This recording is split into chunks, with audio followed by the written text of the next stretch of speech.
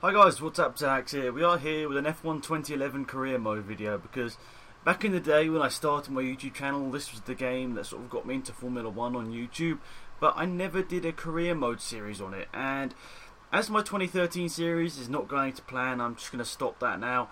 Unless people really want it, I think I'll stop that now. So this is what's going to take over from it, the F1 2011 walkthrough that's going to hopefully go on until F1 2014 is released, and then we'll get into that game. But yeah, I never played this game, or I did play this game, but I never played this on career mode on my channel when I started on YouTube. So here's the time to do it. I mean, I started F1 2010 walkthrough on PC, but that didn't go to plan as my PC just has gone downhill, and I've got this new PC, but I need to set up everything on it, so that will be a task for the next couple of weeks. But anyway, we're here on Xbox 360, we're here in Australia, we're on not the hardest difficulty, the one below it, I think it's professional, I can't remember what it's exactly called now, but considering I'm on pole, I think I might up the difficulty for the next round, but we'll see how this race goes. Anyway, let's get to the grid. It's not 25% races in this one, if you remember correctly, it's only 20% races, so I think it's a 12-13 lap race, so yeah, an interesting sight seeing Force India on pole.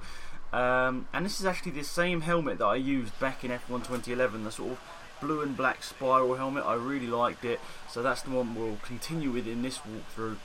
And so yeah, so here we are in Australia, Melbourne, and away we go. A decent start for us, actually a very good start. Vettel, Alonso, Webber and all them lot definitely slowing up at the start, but I've made a huge mistake into turn one, going a little bit too deep, but Alonso has made it up into P2. But really now it's going to be a very defensive race, because in one lap I might be able to pull it out the bag and get a good result for pole position, but over a race distance I'm not too sure. And as the handling physics on this game are very different to 2012 and 2013, I'm going to have to get used to this game again. I did a couple of practice runs and obviously my qualifying run, which was good enough for pole, but it's still a game that's very different to 2012 and 2013 in terms of the handling. It's you have to sort of slam the left stick from side to side to get it around the corners, just because it is that sort of style of handling. But we pulled out a lead of Alonso, Vettel, and looks like we should be on set for a really good result here. And I will put it up to the next difficulty if I stay on the podium in this race. I'll put it up to the next difficulty. Or the hardest difficulty, I think it's expert difficulty. That's what I'll put it up to for the next round. I think Malaysia, I think it is. So that's what we'll do then. But look at this, Alonso really is challenging us here. The last sector of Australia is a part of the track which I'm not very good at. So flying down. Oh damn it! I forgot to use my KERS. I always forget to use my KERS, especially on when I come out of the pits. I always forget to use it. But yeah, don't know why I forgot to use it in that first lap. But that's one of the 12 laps completed. When is our pit lap? Lap 5. Oh, Alonso's there. I didn't even realise he was alongside us. I saw the proximity arrow, but I didn't realise he was actually alongside us. But just about managed to fend off Alonso there, and Vettel, and it looks like Massa's made his way up to 4th there. And a mistake. I went onto the corner a bit too early. I turned into the corner a bit too early. And with this sort of steering physics, handling physics, whatever the best thing to say is, you do sort of have to steer into the corner a little bit before you actually get there. It's really weird. I don't know how to describe it. If you haven't played F1 2011, it's really hard to describe how different it is in terms of the handling, but I'll get used to it. And yeah, I should say, actually, I should have said it at the start of the video, but if you do enjoy this series and you want to see more, leaving a like on the video is always appreciated, and leaving comments and everything is really great as well. And I will hopefully be able to finish this series. I mean, I've been quite bad in terms of finishing series, and I really just want to finish this series, as lots of people want me to. So a lot of people want me to actually just keep finishing series. I have been quite bad, I've got to say, in terms of finishing series, but I'm trying my best to do as best as I can. But some in terms of like F1 2010, it was just impossible to keep recording because my PC is like blown up. Anyway, so it looks like they haven't got DRS, have they? DRS is only enabled right now, but we're managing to fend off from these much faster cars. It's exactly what I said, really. You know, I'm decent in qualifying, but in terms of race pace, I knew it was going to be hard. And also, as I'm defending everything, my lap times are not going to be as fast as I was in qualifying. But was it lap 5? Lap 5 is when we're coming to the pit lane to get the prime tyres on the car. It looks like Master's made his way up to P3. I don't think he started that high up on the grid. I could be wrong, but he's definitely made up a couple of positions to get himself into the podium position slot. And I sort of am just holding these guys up at the moment, but we'll see how this race ends up. I mean, we still could end off the podium, but Australia generally is a track I'm not very good at, and considering I've got pole here by a couple of tenths of a second over cars which should be at least a second and a bit faster, I think it's definitely a good thing. I should change up the difficulty, so that's what I'll do for the next race. But yeah, it's good to be back on F1 2011, a game I did play an awful lot of, not as much as 2010, but I did play a lot of this game. I can't remember how many seasons of career mode I did. I think it was about 3 or 4 I did on this game. So yeah, I still did play this game a lot, but obviously that was nearly 3 years ago, well, I suppose it was about 2 years ago really, since I last played this game for more than just a couple of fun races. Whoa, look at Alonso with the DRS. We're going to put it back down the inside of him though. Going to try and run him out of road, but that's not good. Now Massa's got back on us. We're going to use all of our curves to try and outbrake Alonso, go round the outside, which is exactly what we do. Crazy stuff. Massa and Alonso both with the DRS, which is like, feels OP in this game, but I suppose it really is quite OP in real life. DRS is very, very powerful in real life, and you know, that's just how it is in the game as well. Especially on tracks with big long straights, you can end up just getting, you know, like a second advantage just through using the DRS. And you know, say you're 8 tenths of a second behind someone in Monza, get the DRS, and you're just way ahead of them before you even get to the braking points. So yeah, I think I'm definitely holding up a queue here, and you're going to have to bear with me. Some little mistakes are always going to creep in, especially as I haven't really played this game, as I said, for about 2 years, and it's going to be an interesting learning experience. The first couple of events will, you know, in the race I probably will be making some little silly mistakes, but qualifying should always be good because I always have more than one attempt at you know, getting for example, I have more than one attempt at getting a perfect lap in qualifying, but I don't have more than one attempt at having a perfect race because I don't want to be doing any restarts or anything like that. But anyway, going up to the start finish line, just getting our fastest lap of the race, and now we're going to be coming into the pit stops. We're going to come into the pit, sorry, at the end of this lap. Rosberg in P4, Webber's up there in P3 now. Looks like Massa, Rosberg setting a good lap time there. And now we don't have the immediate pressure of Alonso, should be able to put in a decent time here. Whether it's going to be purple through sector 1, we'll see any second now. We'll be using our curve, so it could well be, no, it's not purple, but it is still 7 tenths up on our fastest lap time, which will put us down into the 1:28. But we are coming to the pits obviously at the end of this lap, so it doesn't really matter too much. It's really whether we get jumped by Alonso. He'll have the lap warming up his tyres, and that's something I always got in F1 2011 was corner cuts. I always used to misjudge the corners, and that's why I generally wasn't very good at F1 2011, but I think playing F1 2012 and 13 has made me a better player, because I don't know whether it must be something to do with the difficulty, but on F1 2010 and 11 I could play on Legend in like a HRT and win back when I played them like properly. But yeah, especially in F1 2010 that was very easy.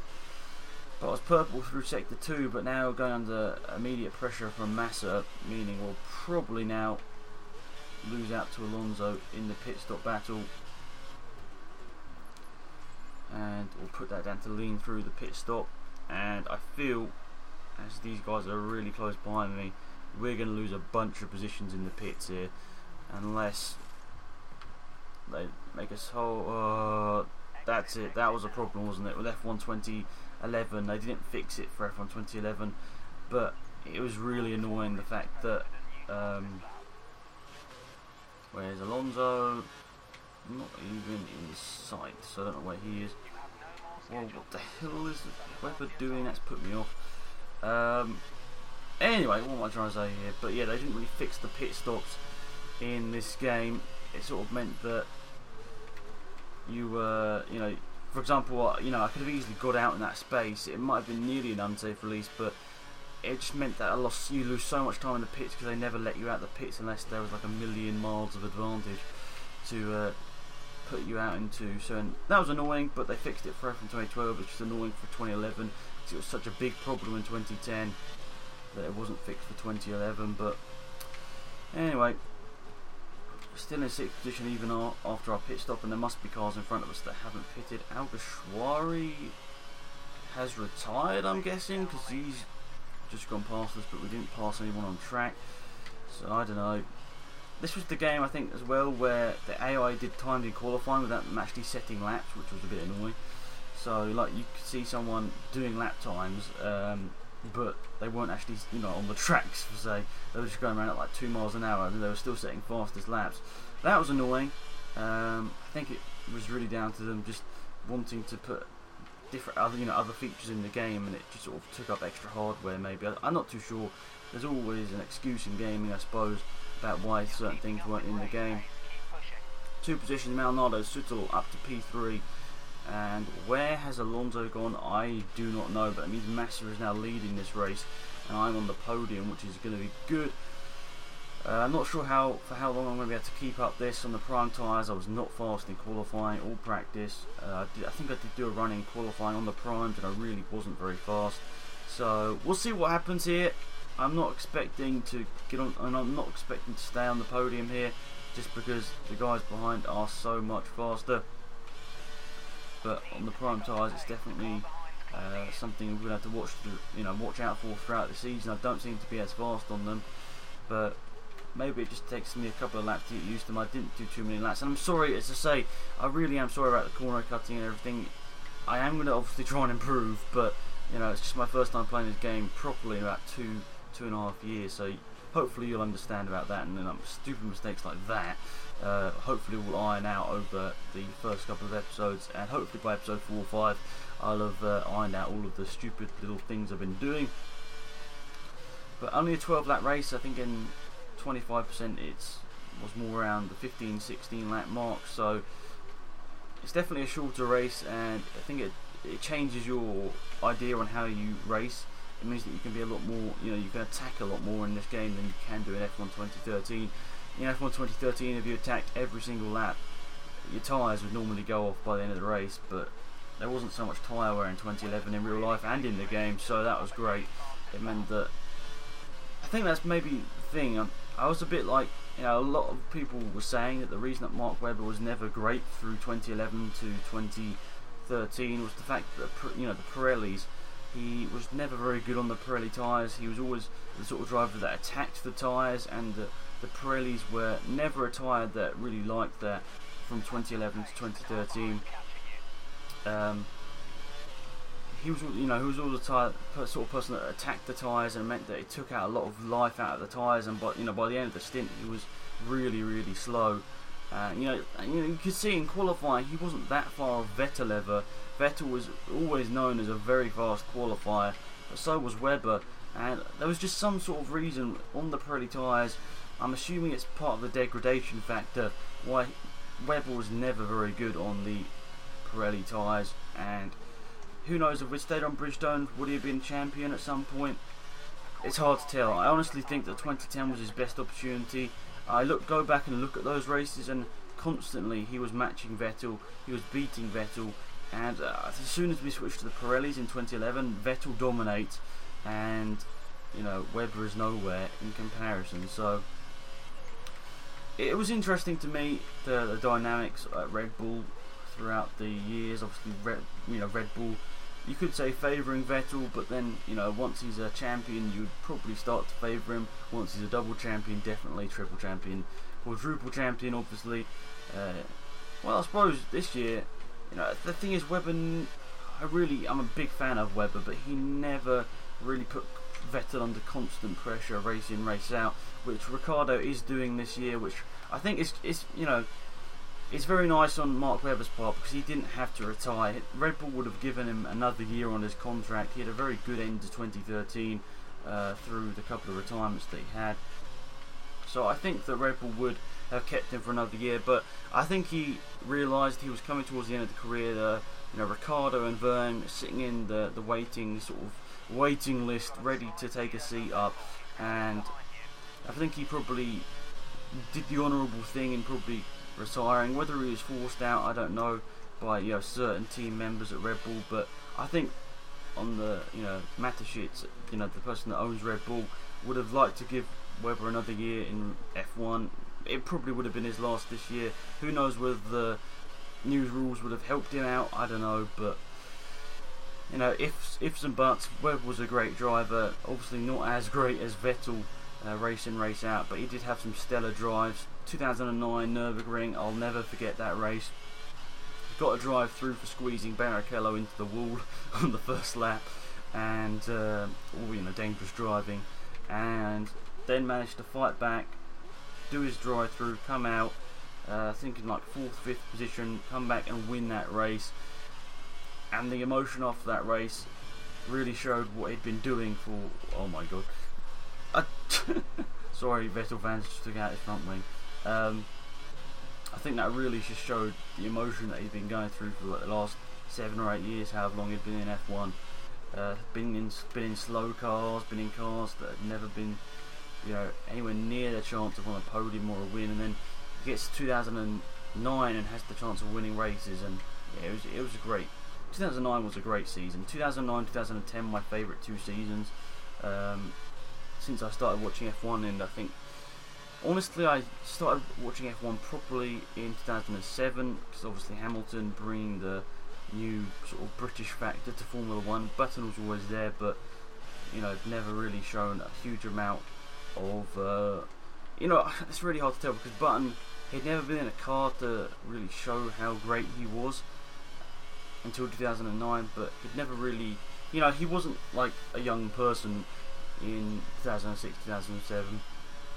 I mean, he's young in relative terms to most people, but in terms of Formula 1, he was getting on a bit, and he's still in Formula 1 now, and I think that's just a true testament to how good people think he really is. I mean, how much, he's not maybe the fastest driver on track, but he can really help out people like, Kevin Magnussen. He must be helping him out at McLaren, because he comes in, gets the podium in the first race. I mean, it must be a lot of help down to Button.